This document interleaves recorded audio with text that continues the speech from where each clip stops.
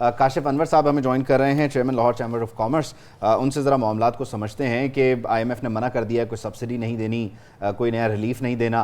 आज एक बहुत बड़ा इश्तिहार तमाम ही अखबारों में मौजूद था कि किस तरह से जो एक्सपोर्ट इंडस्ट्री हमारी, खासतौर पर टेक्सटाइल एक्सपोर्ट, वो किस तरह से मुतासर हो रही है। तो काशिफ साहब से ये सारी चीज़ें समझने की कोशिश करते हैं। काशिफ साहब, इंडिया और बांग्लादेश के साथ आज मवाजना हुआ, इसकी तफसील मैं ज़रा आपसे बात करके आगे चल के दिखाना भी चाहूँगा लोगों को।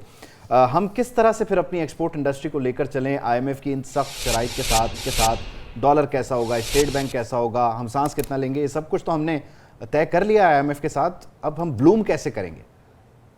देखिए, सबसे पहली बात तो ये है कि हमें जो हम डिफॉल्ट से बचे हैं, पहले तो इस बात को अप्रिशिएट करना होगा कि हम डिफॉल्ट से बच गए। दूसरी बात यह है कि हम किन कंडीशंस पे डिफॉल्ट से बचे हैं। अल्टीमेटली अगर हमने IMF ने हमारा साथ दिया, IMF ने हमारे तमाम चीज़ों को मान लिया है, रिलीज कर दी हैं पेमेंट्स, तो उसने आसानी से नहीं किया होगा, बहुत कड़ी शराइत रखी हैं IMF ने। अब जो आपका सवाल है कि हमारी एक्सपोर्ट्स कैसे बढ़ेंगी, तो अगर आप मेरी जाती ओपिनियन लें तो मैं तो ये समझता हूँ कि हम अपनी एक्सपोर्ट्स को मुस्तकबिल करीब में बढ़ा ही नहीं सकते हैं। हम अपनी इंपोर्ट्स को जरूर, अब हमें करना क्या है, इंपोर्ट्स कंट्रोल हमारा करनी है।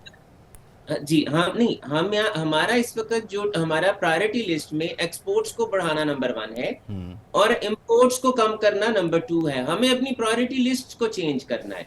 एक्सपोर्ट्स को बढ़ाने को नंबर 2 पे लाना होगा और इंपोर्ट्स को कम करने को नंबर 1 पे लाना होगा, by industrialisation, by import substitution, by curtailing your imports. आपकी जितनी एक्स्ट्रा इंपोर्ट्स हैं, लग्जरियस इंपोर्ट्स ठीक है हैं, मलिक, बस आपको देखिए, हमें एक्सपोर्ट्स बढ़ाने को नंबर 1 नहीं करना, इंपोर्ट्स को कम करने को नंबर 1 करना है।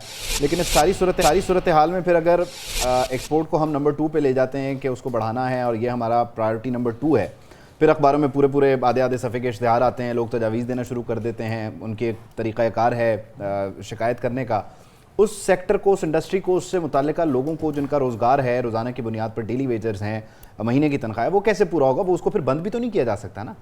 देखिए, मैंने ये तो कहा ही नहीं है कि आपने उसको बंद कर देना है। मैंने तो ये कहा है कि आपको अपनी सिर्फ प्रायोरिटी को चेंज करना है और by industrialisation, by local industry को बूस्ट करना।